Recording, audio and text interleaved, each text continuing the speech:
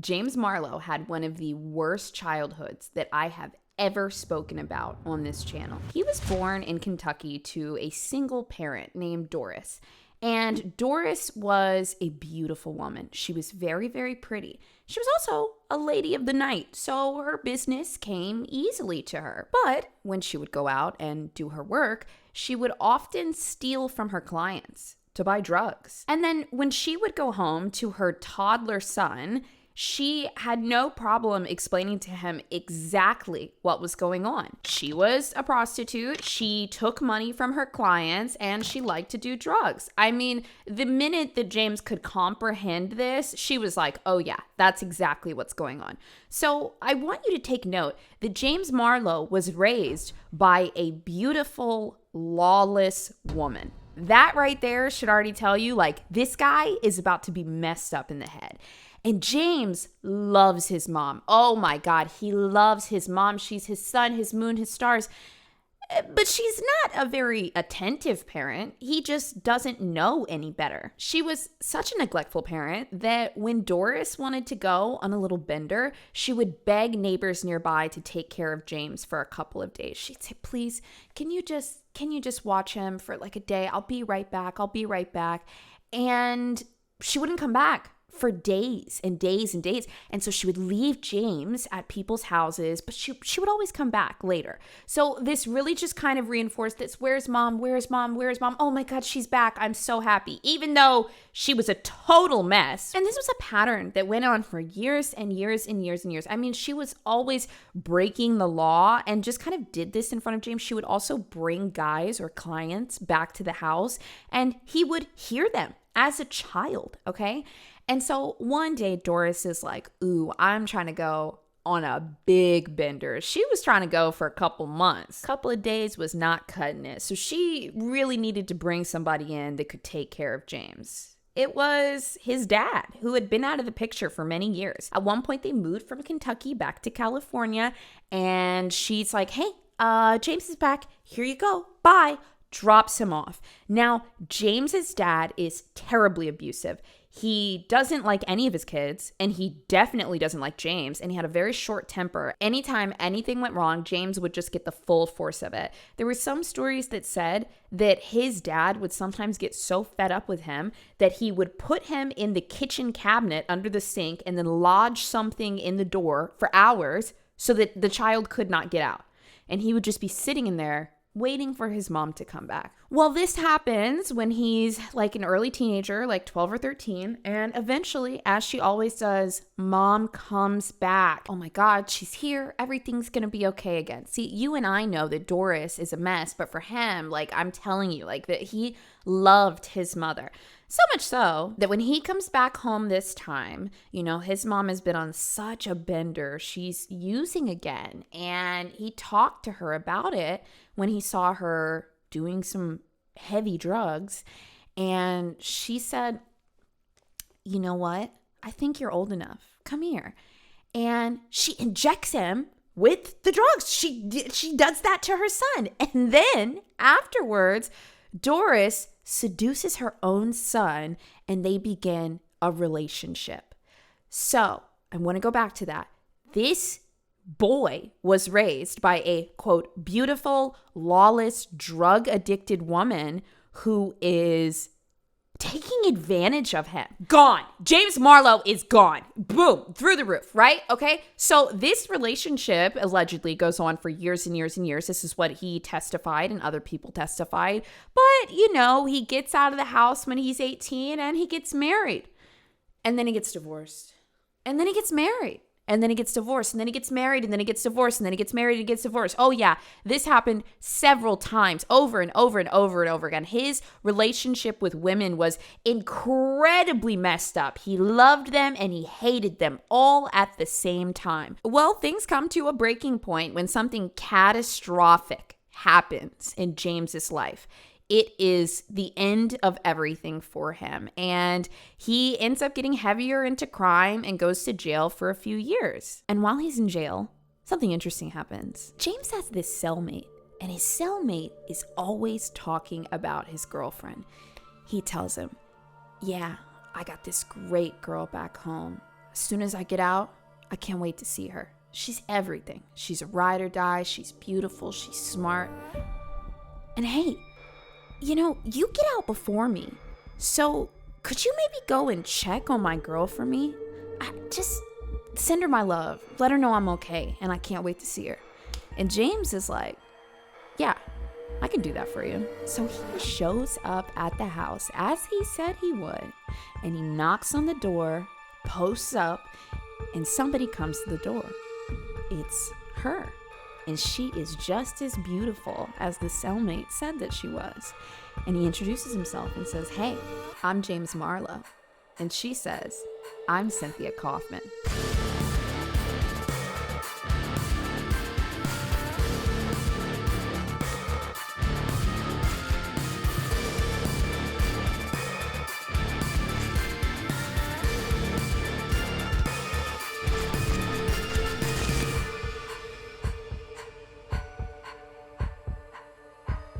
Lord help me. Yes, that was just the intro. This is a very intricate case with lots of twists and turns. When I first heard about it, I was like, yes, let's dive into that one. And then when I started reading everything that happened, I was like, oh my God.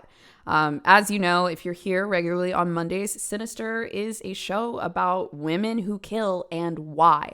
I am always trying to get to the bottom of why. I generally keep everything pretty tight with the research, but sometimes I will throw in a few of my opinions or things that I see or information that comes from witness statements. Because I like to paint a clearer picture. I am just not comfortable saying like, oh my God, everybody's a monster. Watch out, big scary woman. Like, no, dude, if you're anything like me, like I need to understand why. And that's what I try to do here. Drop a like on YouTube or give it 5 stars on Apple and Spotify. It really, really helps us out. We put a lot of work into the show. I have a small team of everyone that helps me out. And I'm happy to be able to do it week over week now. And also, I say that, but we actually won't have a new episode on July 1st, unfortunately. But then after that, we'll be back on a regular schedule. A couple weeks ago, I talked about the Gina Grant case, which was the Harvard rescinded scandal that happened a couple of years ago. And in that video, I did not do a very good job of explaining the abuse that Gina went through. Some of it was from witness statements, some of it was from different sources, and I tried to keep it pretty tight. I think the way that I spoke about it ended up invalidating a lot of people that grew up like neglected in alcoholic homes and like the rage and the unimportance that you feel. And that is just something that really bums me out because I talk so much about like parental abuse, parental neglect, and I just really missed the mark there. For anybody that felt invalidated during that episode, I hate that so much. I hate anybody feeling invalidated in their childhood over stuff like that happened, because that's why we're all here, right? And then years later, you work through it, and then I tell this story and you feel it all over again. Like that, I hate that so much. And if I did that, I'm so sorry. I genuinely care about you guys so much. And the very least I can do is say, it happened. It was real. Your rage is justified. However, I'm not going to trash people that died. And also, we don't want abuse victims to end up in jail. Like that's the big thing. Like we want to peel back the layers and understand it and make people feel understood. And I think I missed that mark there. So I just wanted to bring it up. Now look, let's get back to this week for a minute, because these two are really a match made in hell. Cynthia Coffman was originally born Cynthia Haskins, and she was born to a family with, 2 brothers, both of her parents. But when she was born, she had a double hernia. And so she kind of struggled to bond with her mom because her mom didn't really hold her properly. She said that she couldn't because of Cynthia's disability. But this just strikes me as odd because, you can still hug your child. You can still, soothe them. You can do a lot of things. And if you just decide, oh, I can't hold my baby, you're going to have a child that is touch starved. And this is a very real thing. We as human beings, we need to be held. We need to be loved. We need to be shown that we matter, and you can really do that through touch. So this is a huge deal that Cynthia's mom never really held her. On top of that, her parents were really struggling to take care of her and the other kids. Eventually, her dad just ended up leaving when she was 6 years old. And when Cynthia's dad left, her mom, I'm not kidding, was just like, you know what? I don't really want this child anymore. And so she tried to give her child away. She tried to give Cynthia away. She tried to surrender her. She tried to give her to friends and family. Now, Cynthia is very, very young. But I mean, she's 6 or 7 years old. She's still cognizant. She's still present. She's a sentient human being. Like, knowing that mom is shuffling you around saying, hey, can you just take so-and-so? Like, I mean, it's very confusing because this is a very adult issue, but just down to the bottom line, Cynthia felt unlovable and unwanted from a very core early age. And she didn't know what to do with that. You know, when we feel like our parents don't want us and we're children, we rationalize it with the only information that we have about the world. And generally the conclusion that we come up with is, I'm the worst person ever. I'm horrible. I'm bad. Mom doesn't want me. I must be bad. As children, we never realize mom has issues, dad has issues. I'm fine. We just like cope with it by deciding that we are however they made us feel, right? So Cynthia, gone. I wonder if she ever really had a fighting chance. And these seem like such subtle things, but when you really put them under a microscope, they're huge. So come high school, Cynthia copes just like any other teenager that had a really messed up childhood does. She starts smoking weed, starts going to parties, starts hanging out with the bad kids. Her mom remarried, but she and Cynthia never had much of a close relationship. So she wasn't close with him. This wasn't like a happy time. It wasn't like, oh, mom's happy now. Like maybe we can finally get close. It was still a very tumultuous time. So, you know, she decided to run away from home. And this happened a few times.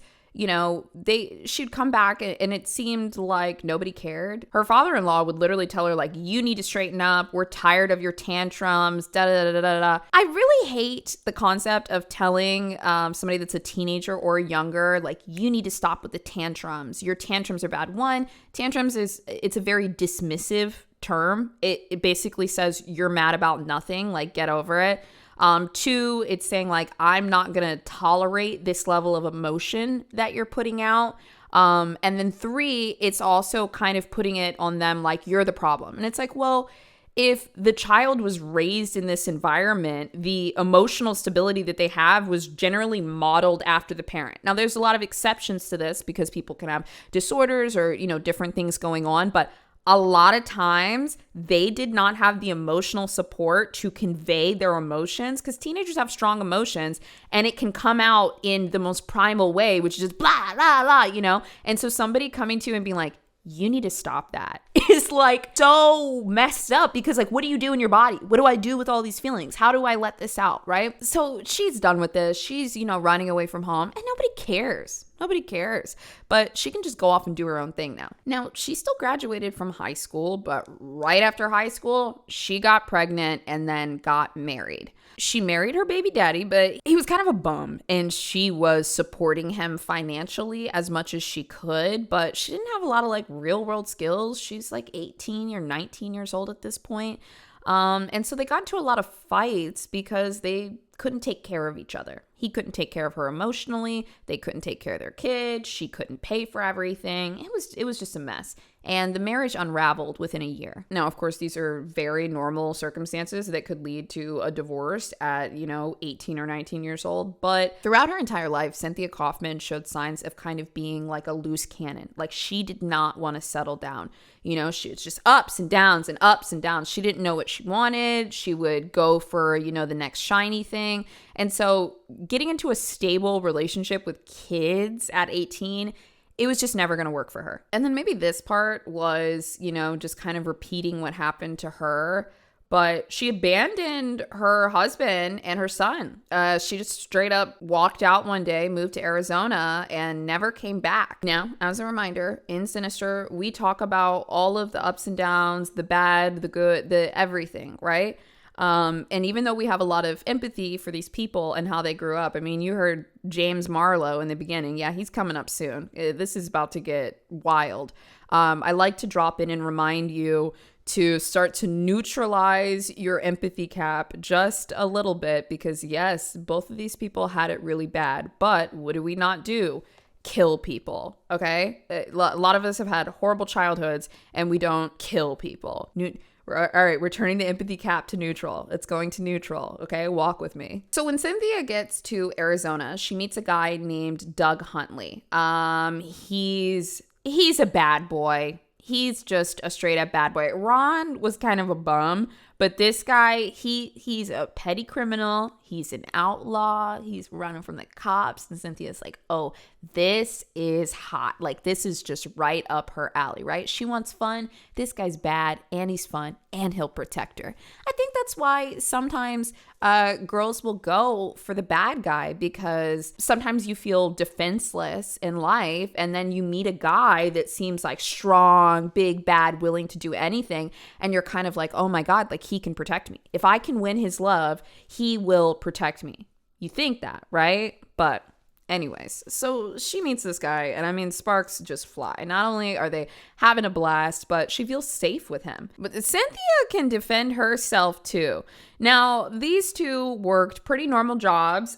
He took a job in construction, which actually paid fairly well. And then she worked as a waitress, and she wasn't making enough money as a waitress. So she started selling meth on the side, just a little bit of meth on the side. She's just wheeling and dealing, and they go to work, they come home, sell a little meth, come back, right? That's the life. And then also Cynthia was doing a little bit of her own stash. Sometimes people even just like sell these so that they don't have to buy their own drugs. They just dip into their own thing. Can you imagine being in a tumultuous relationship and you guys are always like fighting or like, you know, blah, blah, blah, blah, blah, and now you're on meth? Yeah, it was not good. And remember I said that Cynthia was able to defend herself. Well, this proved true just a few months into the relationship, and they get into some kind of fight. Like, I think these guys were outside of 7-Eleven, and Cynthia and Doug felt like they were like talking smack to them. And you don't talk smack to Cynthia and Doug because they're meth heads. And so Cynthia pulled out a gun on one of them. She always kept a little handgun in her bag. And she basically was like, oh yeah, you want to fuck with me? Like, that's what kind of person she was. And the store owner calls the police and they both get arrested the same day. So Cynthia only spends 5 days in jail, but Doug had a little bit of a record and he's a guy, so he was just in there longer, even though Cynthia was the one that pulled out the gun. But while Doug is in jail, he gets placed in a cell with a guy named James Marlow. Squarespace sings to my heart, okay? You guys know this. I love it. I've said this before. I grew up building websites, okay? And it was hard. It was arduous. We had to type out all of the codes manually and upload them to an FTP server and just, oh, woe is me. I was 10. It was crazy. But now you can make websites even if you're 10 and it will be even easier. Now, do you need to run a business when you're 10? Probably not. But could you? Sure, with Squarespace. Squarespace is an all-in-one platform for entrepreneurs to get started and succeed online. Whether you're showcasing your portfolio, whether you're starting a shop, yes, you can build an entire shop on there, selling courses, or just making a website to say, hello world, here I am. Squarespace has got everything you need, and they're going to make it easy. Another thing I really like is Squarespace has built-in SEO tools. If you don't know what that is, it's search engine optimization. It's how people find your website, right? So you could create the best portfolio, anything like that. But if people can't find your website from the outside, what do we do? So Squarespace can actually help with that by putting in the right keywords and helping build your website so that people can help discover it. They've got flexible payments so you can get started today, and also so your customers can have flexible payments. You know, if you're creating a shop, like I said, sell courses, create a shop, create a portfolio, whatever. Let's just make it easy, right? So if you want to get started today and save 10% off of your first purchase of a website or domain, go to squarespace.com/sinister. Or, you know, you can just go to squarespace.com and then like sign up for the website, do all this stuff, and then put in Sinister at the checkout. But you know what? Just go to squarespace.com/sinister. You can get started today. You already heard quite a bit about James's background, but let me give you a few more details. James was born in Kentucky to a single mom. He also had a sister named Veronica. She was about 3 years younger than him. And their grandma was also loosely in the picture, but their grandma hated men. Everybody knew this. She was She was this old lady that had been done wrong by so many men, and she just thought men were good for nothing. Like, she really genuinely hated men. That was what her personality was. And she was very she wasn't like physically abusive to James, but she was unkind to him and made sure to let him know exactly what she thought of him. She thought he was a worthless man. And it's also interesting to me that this was really kind of beat into him even when he was like 5 years old. And so grandma really played favor to her daughter Doris, who was all sorts of messed up, and Veronica, the youngest daughter. And James was just, whatever. Veronica also had some emotional issues, as expected, but grandma was much, much nicer about those. With James, she was just like, he's uncontrollable. I can't do anything about it. She even tried to have social services pick him up and take him away. She was like, get rid of him. I don't want him. I can only imagine that James had a little bit of rivalry or, anger towards his sister because she was treated a little bit better by grandma. But that's really why he attached to mom so much, because she was the only person that he had. Even though she was very neglectful, always on drugs, high, low, high, low, high lows, she was the light of his life. Veronica knew that Doris was trash from a young age. James, it's not clicking. Veronica, she knew. She would later go on to testify. Now, I'm including this because, one, I personally believe this is true. And two, we can't always take a witness statement as factual, but there were actually various witnesses that testified to Doris's behavior. And look, I'm gonna tell you right now, Veronica is involved in the murders that come up soon, but I believe that this happened to Veronica. Veronica said that Doris had an open abuse policy. On top of constantly doing drugs and alcohol inside of the house, she would bring, quote, hundreds of different men to the house for sex. Mom was always bringing over a new guy or a new client right in front of the children. She didn't care. Throughout their childhood and even when they got older, Doris was also frequently getting arrested during these periods of time.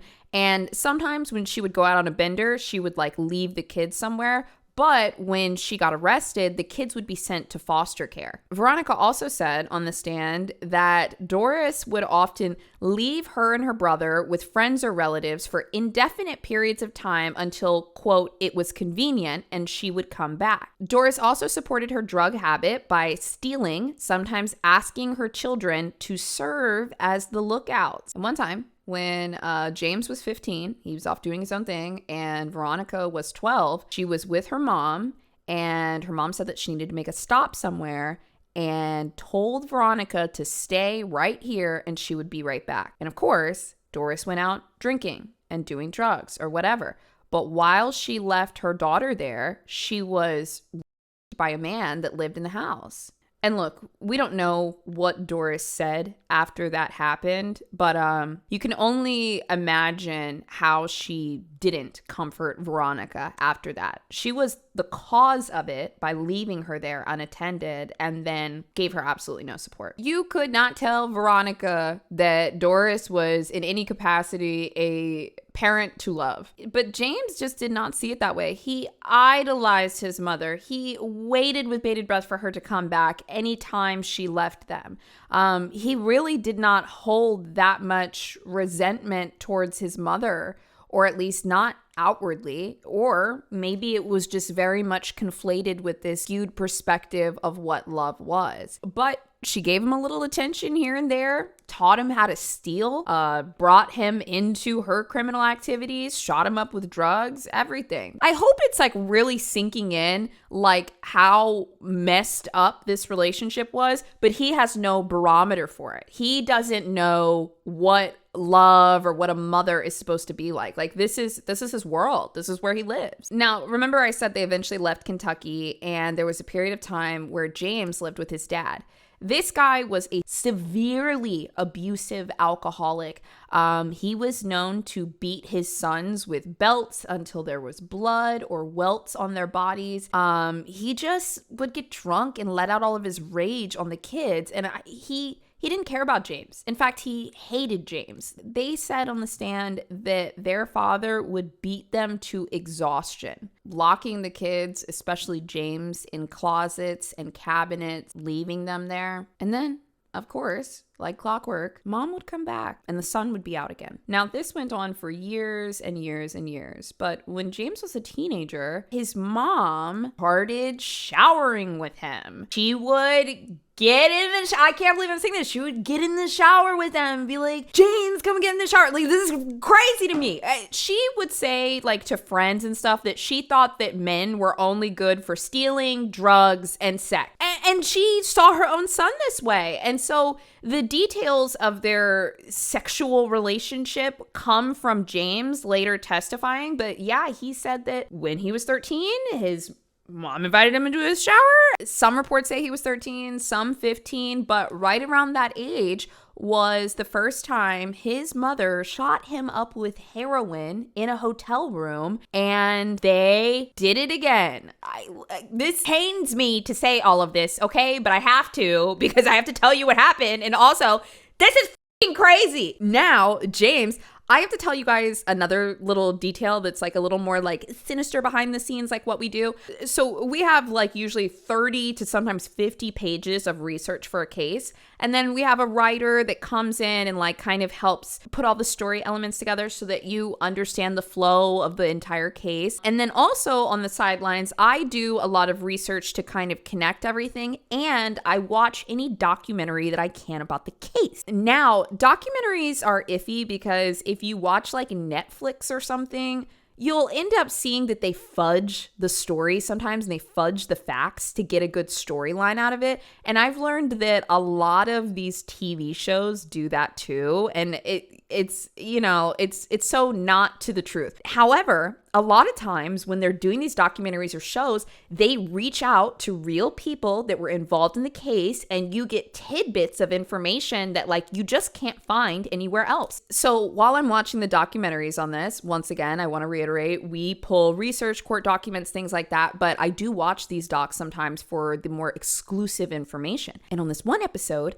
they had one of the detectives that had interviewed James Marlow where he divulged this sexual relationship that he had with his mother. And I thought this was so interesting. The detective asked him, why did you do that? Like, why did you start to have that relationship with your mother? And James told him, because I didn't know it was wrong. They're gone. They're done. Like, this is, I can't even call this peak bad parenting. This is just not parenting. This isn't even being a person. Like, it's crazy. All right. Now you got to neutralize your empathy again. I have to tell you this stuff, but then I also have to try to level with you because otherwise you're going to feel really bad for people that were literal serial killers. So if you want one of those podcasts where somebody's just reading off of a script, like, and here's what the autopsy said, you got to go somewhere else because I'm in the trenches here. Okay. Despite all of the abuse, all of the neglect, all of the drugs, everything going on, James Marlow's first vision of love was his mother. His first understanding of women that he loved was his mother. And in 1975, when his mother abruptly died in a house fire, all hell broke loose. Now that I've painted this sick world of James's relationship with the person who has the most power in his life, his mother, there's all of this pain, hate, love, aggression, resentment, all of these emotions all stacked up. And then when his mother is gone, what does he do with it? What does he do with all those feelings? Where do they get channeled? They don't just go away. They unleash. After his mom died, every woman that James met, even though they were kind of already in this category, they truly became nothing but sexual objects that were to be abused and rejected in the end. That's also why he had so many wives. It was this big rush of, oh my God, I love you. You're my sun, my moon, and my stars, because his pattern is idolizing bad women, right? And then when something happens and makes him mad, he snaps. He gets abusive. He gets angry, just the way he did with his mother. Hate, love, hate, love, hate, love. I mean, it's crazy. I can only imagine what's going on in this guy's head. So he starts going to jail a lot more frequently. He's committing a lot of petty crimes. And when he gets into jail, I saw a tattoo on him that was very reminiscent of somebody else who was exactly like this, who also happened to be in a killer couple, the Seyfrieds. Benjamin and Erica Seifert.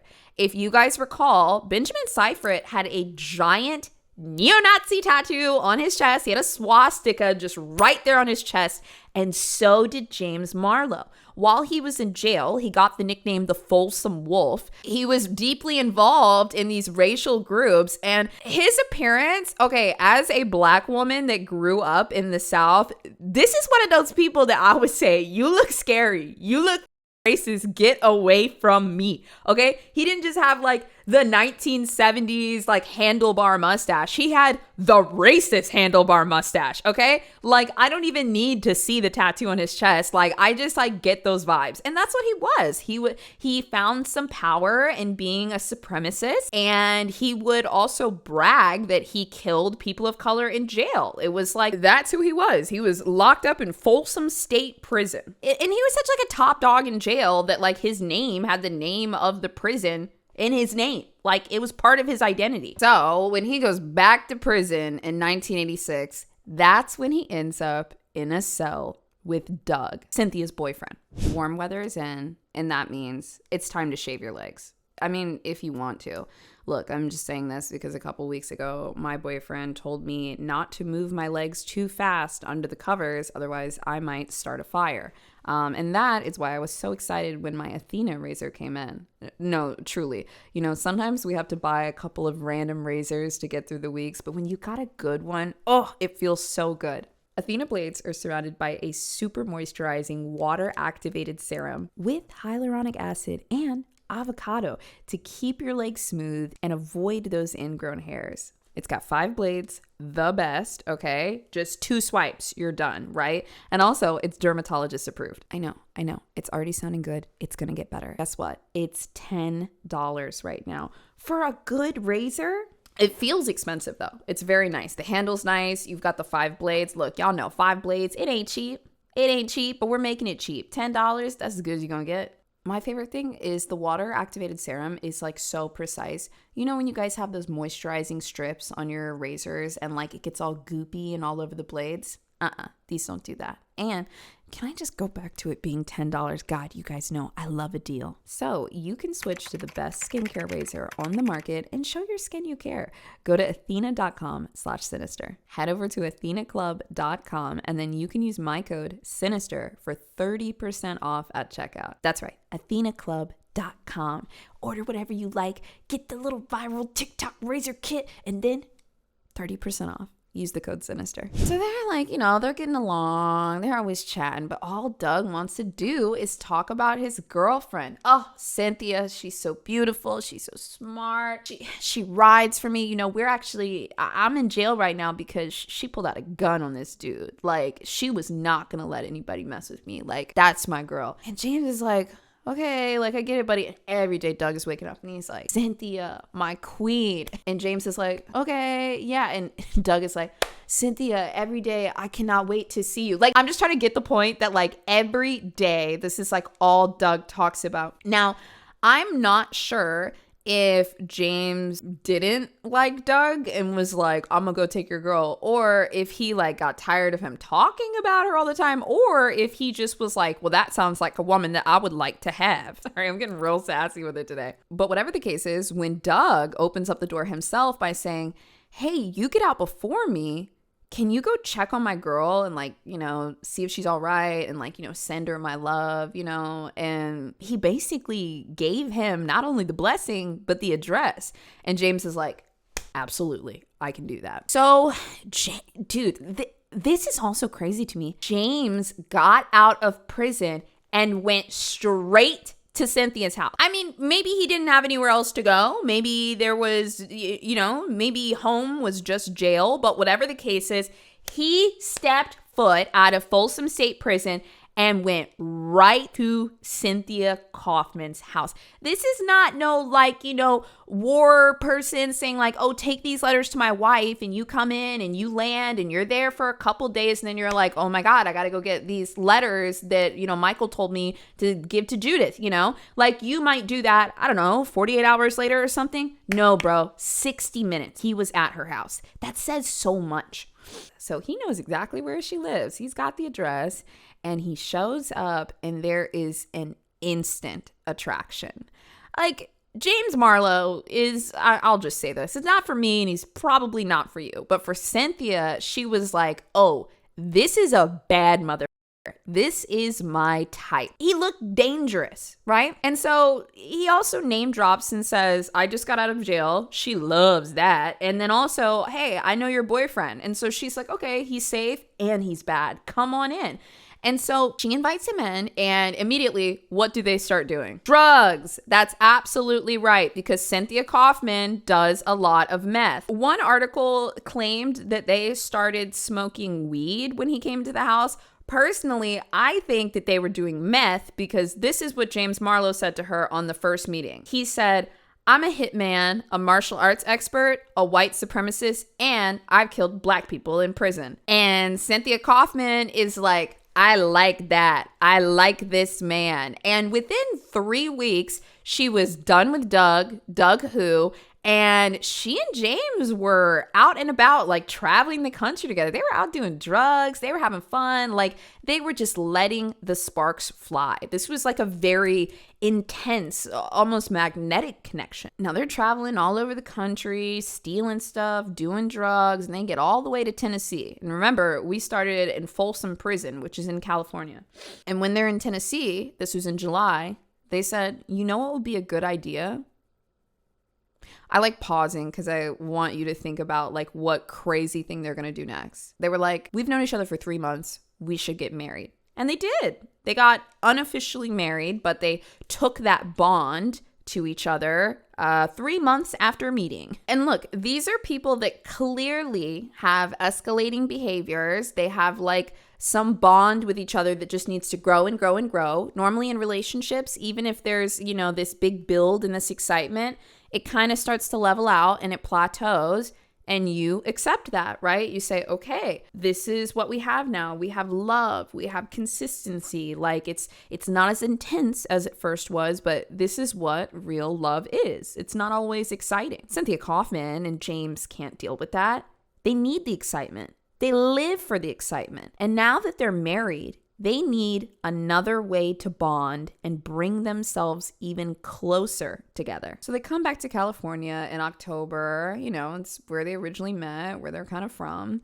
And they're bouncing around all over the place. They're in Fontana. They're up north in California. That's where Veronica, James Marlow's sister, lives. They're kind of just like bouncing around all over the place. Home is nowhere, right? Now, the relationship is built off of high highs and low lows. And now we're getting to the point where there's a few more lows. And as you may have guessed, James Marlow doesn't realize it, but he hates women, has a messed up relationship with them, and he's terribly abusive and violent. Now, this is kind of a complicated part because Cynthia Coffman was abused in this relationship by James Marlow.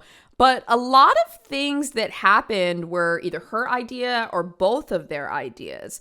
But this is what type of person James is. So, you know, there was one incident where Cynthia was talking to a guy. I mean, he could have been asking for directions, but, you know, James absolutely flew off the handle and he was like, you're not going to do that. You're not going to do that to me. You're not going to talk to another man. You're not going to embarrass me like this. And he's escalating and he's getting upset and he's telling her like, you need to pay for this. It's either your teeth or your hair. She's scared of him. He's a scary person. And she, you know, is crying and she's upset and somehow it turns into, okay, I'm cutting all your hair off.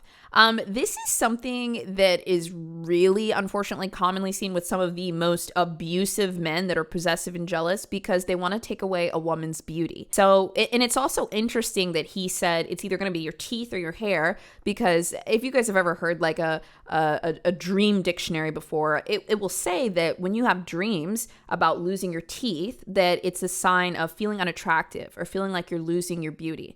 And then also, of course, as we know, especially with women, our hair can be our beauty. That's why, like, you know, if we shave our head or go short with a pixie, it's like such a bold statement. Like, I'm so confident. I don't need this, you know? And so I think it's so interesting that he literally said it's going to be your teeth or your hair. Like, I'm going to take your beauty away so that men don't like you. You're mine. And just to further this possession that he was claiming over her, he tattooed her with his name, Folsom Wolf. It was a branding. And I mean, I think this is also something that happens quite a bit in jail. And that's what he did to her. Just got a tattoo gun and was like, you're mine. And also, this is going to be the worst tattoo ever. He tattooed it on her body. And then he also tattooed on her ring finger the letters WOLF. Wolf. Once again, marking Cynthia as his possession. Personally, for most of us that have our head on right, this would be a very scary situation. And then you're stuck in the, how do I get out of this? How do I get away from this dangerous person, which is quite a process. But Veronica and her husband, they said that this actually brought them closer together. Like, it was definitely some kind of trauma bond. She felt proud to be Folsom Wolf's woman. Like, yeah, this was like a really scary experience for a lot of us looking at what this could have been like. But Veronica and her husband said Cynthia liked it. She felt wanted. She felt needed. She felt possessed. For a child that was constantly shuffled around and, you know, saying, here, give her away, take her. I don't want her. Her father didn't want her. Her mother didn't want her. Your mind can actually feel very heartfelt and needed, even though it is incredibly toxic and unhealthy. Some people might be thinking this is kind of like a Stockholm Syndrome situation. Well, look, we cannot give grace to everyone, especially when they're pulling out guns on people, selling drugs, and then ultimately end up killing women, okay? This is me we're turning our empathy cap down further because the story is getting deeper. Okay. So back to Paul and Veronica. Veronica, which is James's sister, and then Paul, which is Veronica's husband. Paul is like, dude, these two have to go. And Paul married Veronica, who also had a similar messed up childhood. Like, he loved her. He loved her flaws, right? He loved her positives, her negatives, through and through. He could accept, you know, a little darkness in somebody. But Paul was like, this is bad. These two are constantly high on something. They're always beating each other up. They're bonding over the sickest things. Like, they have problems. He was like, I can't do this anymore. He's like, Veronica, you gotta get them out of the house. I can't do this. And Veronica's like, no, it's my brother. And Paul's like, no. That chick is crazy. And this guy is a psychopath. You have to get them out of the house. And Veronica's like, I can't do that. I choose my brother. So Veronica ends up not only picking James Marlow over her husband, Paul, but she ends up leaving with Cynthia and James. Like, she went with them. Now, look, this dynamic is just absolutely messed up. Like, when you think about it, Veronica, the closest person in the world to her is probably her brother, because her mother is now passed. She didn't know her father. She and James had separate dads. She and her brother have this extreme trauma bond that they probably feel like they only get each other, and they're very close, right? And then we have Cynthia Coffman, the newlywed girlfriend of 5 or 6 months at this point, who wants so badly to be wanted and needed that she's following James around because he's so possessive of her, and it feels good. It feels important. My question is, does Cynthia feel any competition with the sister? Does Cynthia feel like, are you guys closer than I'll be? Could I lose you to your sister? I mean, really, like, think about how messed up this dynamic was. And let us not forget, James Marlow hates women, but thinks that he loves them. So James is like, come on, ladies, let's go somewhere else. And so that, as you can tell, I'm like very invested in the story. I think this is like one of the wildest like cases that like I've gone through on Sinister. And I know I say that. No, I just thought about like Manling Williams or like Patty Colombo or no, it's always bad. It's always bad here. Okay. But I'm very invested in telling you this story. Also, if you don't know, like, we have research and we have like a storyline outline, but like for the most part, like, will like remember what happens next. And sometimes I'm just firing off at all cylinders, and I apologize. So these three buffoons are like, la la la la la, like, let's go get some drugs. Let's get some money. And remember, I'm not mentioning this all throughout, but they are constantly committing crimes, stealing, jacking cars, like doing whatever, just nonstop. Like, remember who their mother is, right? This is like a high for them. So first they need a place to stay. And they go to this guy's house named Richard Drinkhouse. He's one of James Marlow's friends. I think they were in prison together prior to this. And Drinkhouse is like, yeah, bring the ladies on over. Like, you can stay here for a bit, figure it out. So they get to the house, and the first thing they do is like, they're like, we need to figure out how to get money. For food? No, probably for drugs. But they're like, we need to figure out how to get money. And of course, it's not the honest way. Like, Veronica didn't raise her hand and say, let's get a job. They're trying to figure out how they can steal money. And so they're staying at Richard's house for a bit. You know, it's still high, low, high, low, high lows. After a few weeks of them staying there, one day James and Cynthia are on a little outing. They're hanging out, and they notice this woman that's driving a really nice car. She's at the mall, just picking some stuff up. Her name is Corinna Novus. Now, not only is she in a nice car, but she's pulling up to the First Interstate Bank outside of the Redlands Mall. So to them, they're like, nice car, taking out some money.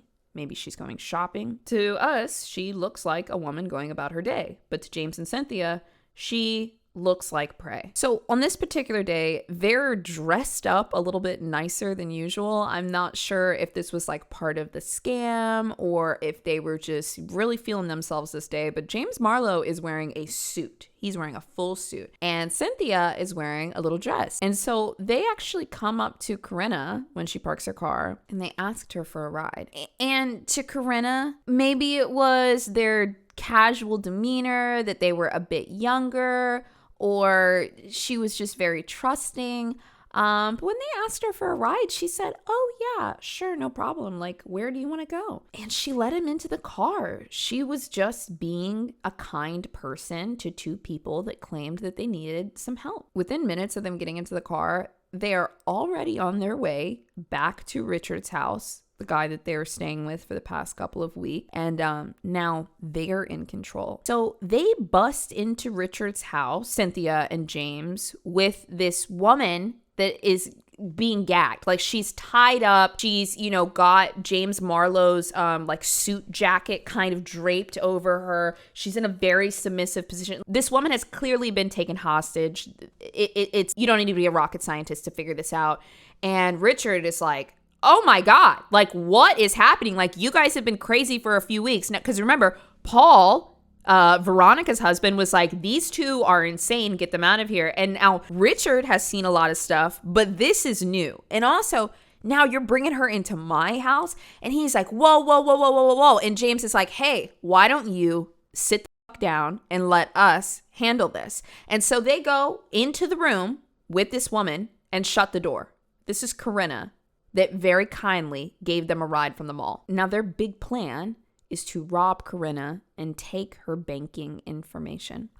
This is an interesting point because I think for some people, they could possibly see Cynthia as a prisoner, someone who was afraid of James, and maybe he was using her as a ploy to pick up these women. But then some witnesses, like Richard, say that Cynthia didn't seem scared or even unfazed. She seemed excited, which leads me to believe, did Cynthia also have some sort of issue with women? Was she jealous when she saw, young, pretty Corinna who, wasn't being led around by a man, was driving her own nice car, taking out her own money, doing her own thing? Like, could she have been scared of James? Or was she jealous and with a man that hated women, and they said, I hate that, let's go hate that together? Now, while they're in the room with Corinna, Richard Drinkhouse can't do anything because he had recently been in an accident. And so he had some injuries that were kind of keeping him in his seat. But also he was like, I don't know what they're doing in there, and I just want to stay out of it. But Veronica, the sister, ends up coming home, and James shows her Corinna and says, hey, I need you to take me to 7-Eleven. I need to go get some money out of this account. And Veronica is pretty shocked by it, but she's seen a lot of stuff with her brother. And so she says, okay, yeah, get in the car. Like, let's go, get this money or whatever. Cynthia's at the house guarding Corinna, and she sits there while the girl is tied up. I can only imagine if, maybe Richard came in and had a conversation with her or something, and there could have been some moment of clarity, or like, hey, James, we got the PIN number, like, let's let her go. But No. She stayed there and watched her. When James comes back, he is angry. One report said that she may have given them an incorrect PIN number, and this is kind of backed up by what Richard said that Marlow says later. Basically, he came back into the house and Richard heard the shower running, and he can't hear much other than the water and just a few sounds that seem unpleasant. But at one point, he hears James yell, "We got the number." So then the three of them, Veronica, James, and Cynthia, they all emerge from the room, and Cynthia is still alive, but she's got duct tape over her mouth and she's looking pretty bad. And Richard says, "I don't want to be involved in this. Like, you can't do this. I don't want to get caught." And James says, "Well, you can't get caught if she can't talk, and she can't talk if she's buried under a bunch of rocks." And after that, on November 10th, Corinna officially disappears. After this happens, Cynthia and James go back to Veronica's husband's house, Paul, the guy from early, the first guy that was like, "You guys need to get out." And James was like, "Hey, I need some cold." And what he means by this are, I need cold plates that cannot be traceable, because they were planning to continue to drive her car. And this is so wild. But while they are at his house, there was like a newspaper. And James, this is like back in the 80s or so. You read the newspaper like normal, right?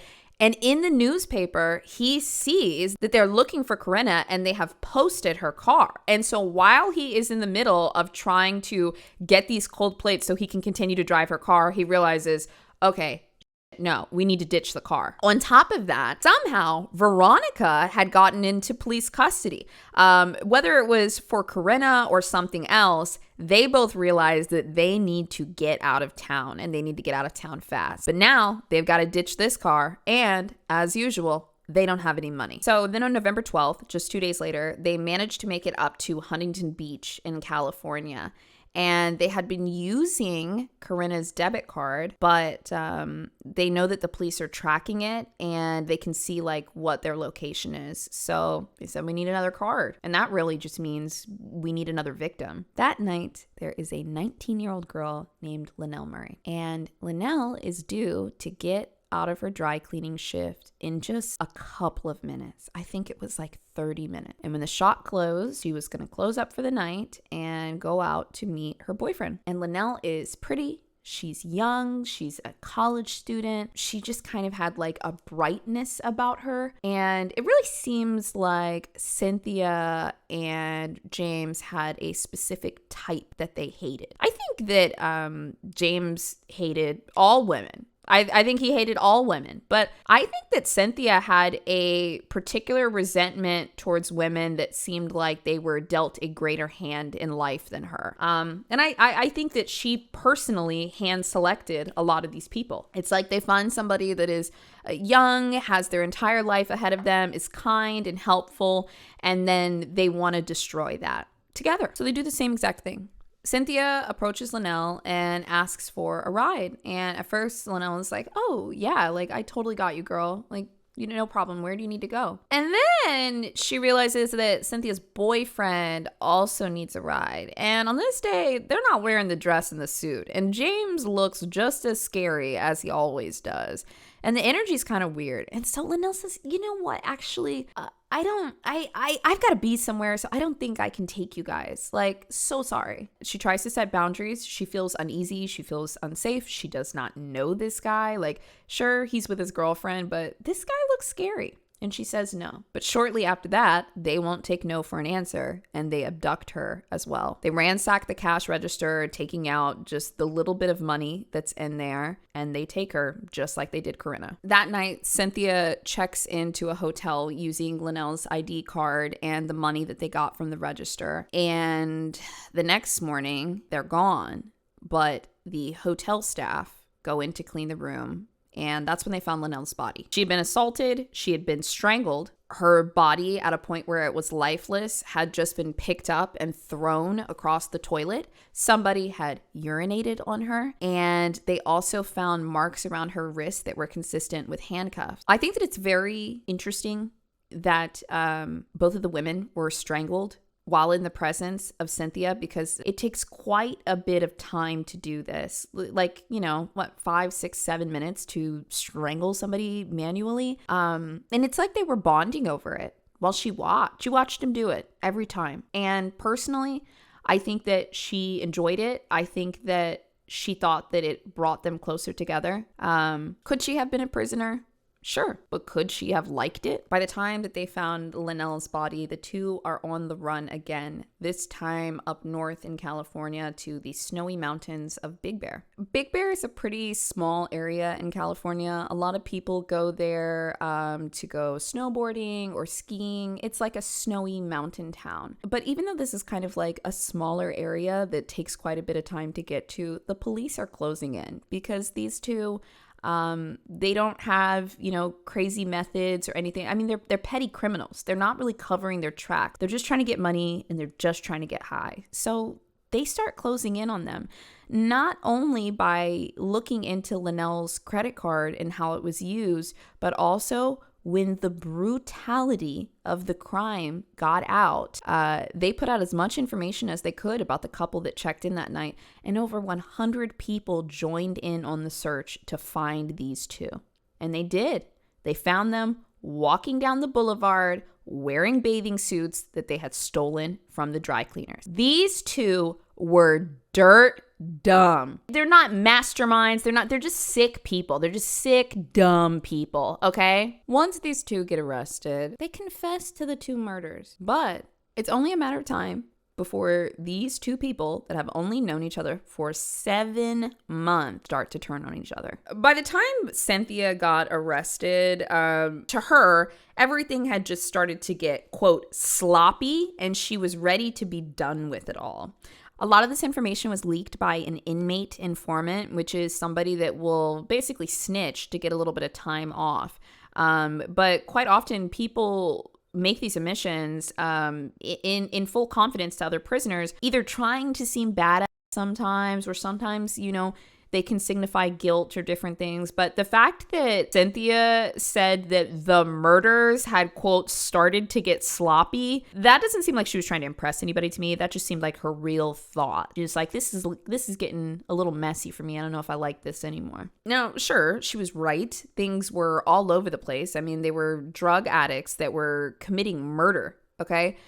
In one instance, they tried to wipe their fingerprints off of the car, but that didn't work. They still found Cynthia's fingerprints on the hood of the car, like to the left of the steering wheel. It was still everywhere. They were inside of Corinna, the first victim. It was inside of her car.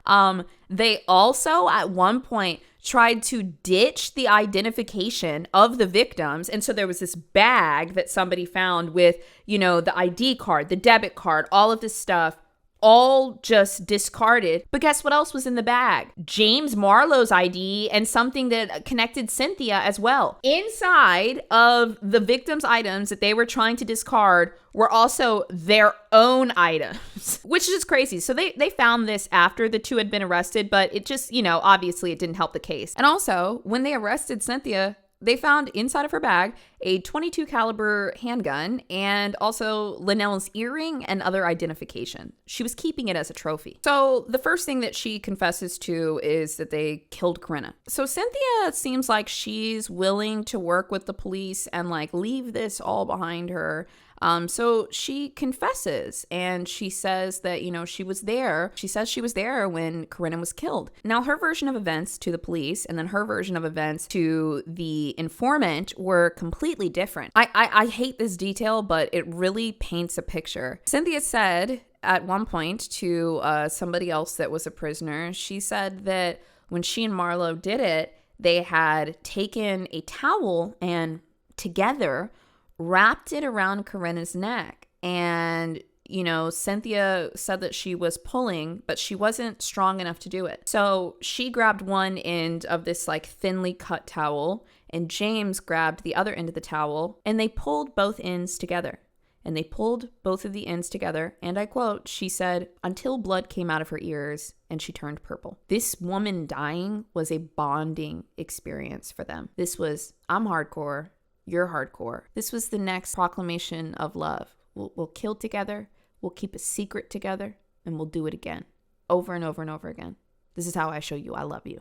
Outside of Corinna, the details of Linnell's murder were everywhere. They were sick, they were twisted, and here they were, this killer couple. So the trial begins for Cynthia, and there are high stakes. She's up for the death penalty. And now that they've been separated, they have full-blown turned on each other. It's he said, she said, her idea, his idea, da-da-da-da-da. The investigator said that once she got an attorney, Cynthia did kind of start to use these buzzwords, or her attorney was prepared to argue battered woman syndrome. But the investigator said that it seemed like they had this real Bonnie and Clyde, like it's us against the world kind of relationship that they slowly had to disintegrate and untangle by letting each other know how they were throwing each other under the bus. They had to break down that loyalty.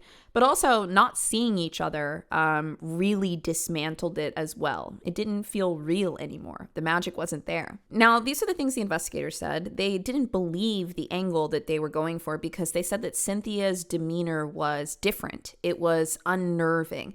It seemed like she was there to save herself despite the things that she may have done for a high.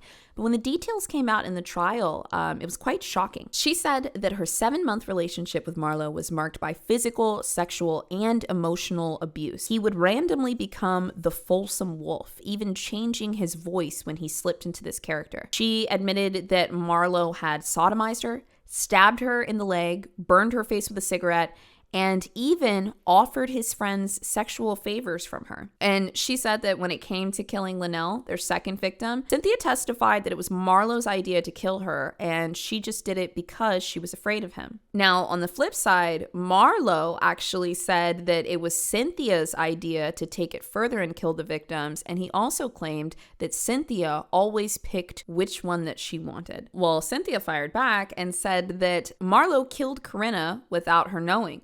She said that she thought they were just going to do a drug run, but then Marlow brought in a shovel and a bag to bury Corinna, and she was scared, so she just went along with it. She told the court that she actually objected to them killing Corinna because she said that she was too young and probably didn't have any money. And she also said that she turned her head when it came to her husband assaulting her. And look, the court did not care about the he said, she says. They didn't. In 1989, they were both convicted and sentenced to death. This note here, they specifically said, if she appealed the sentencing and all of her appeals failed, she would then be executed in the gas chamber in the state of California. After the sentencing, Cynthia appeared to start to have a little bit of remorse for her actions in some capacity. Her demeanor was a little strange throughout the trial, more prioritizing saving herself and getting herself out of this situation.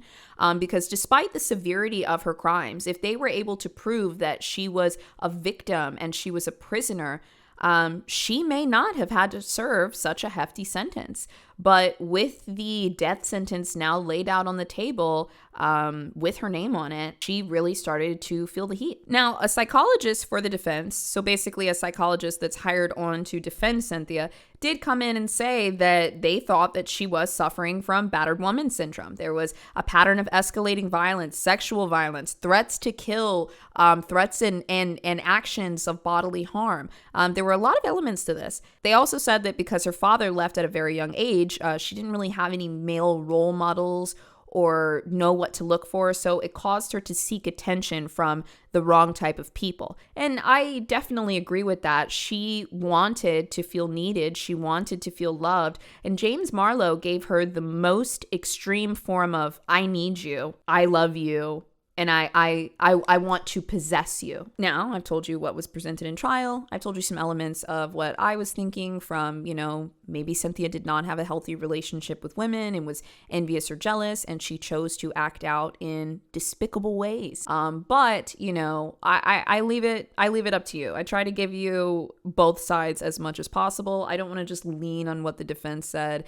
I also want to lean into what the investigators said, what people said her demeanor was like. But, I leave it up to you. And as you know, these cases are very complex. I know online we tend to want to make things very black and white. The only thing that I intend to make black and white is no matter what we've been through, we should not kill people. And especially if somebody has had a really rough childhood and they were abused, we do not want abuse victims to commit acts that land them in jail, right? If you don't know, that's part of the reason why I do this show. I am not just telling you about gruesome murders. I am not just telling you, A to Z what happened in this case. These are stories about real people, and I'm doing my best to lay out as much as I can so that you understand more about the complexities of all of us as human beings. Maybe, if that's what you extrapolate from it. I'm not sure. Now, some last pieces of information. Veronica, James Marlow's sister, actually testified against Cynthia, and she said that Cynthia was always under the influence of meth and never seemed fearful of Marlow.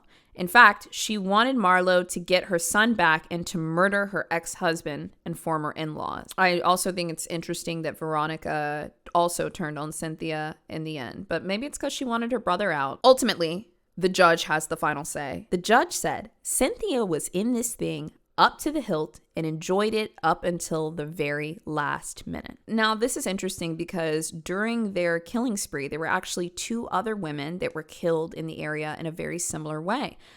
Pamela Simmons and Sandra Neary. Now, the police really strongly felt that the 2 of them were involved in the murders of these other 2 women, but they couldn't really find a firm link, and they ended up picking up a different suspect. But it's unclear if, Cynthia and James only confessed because they found these 2 women. Were there others? We're not entirely sure. But if they hadn't been caught after the second murder, I guarantee you they would have done it again.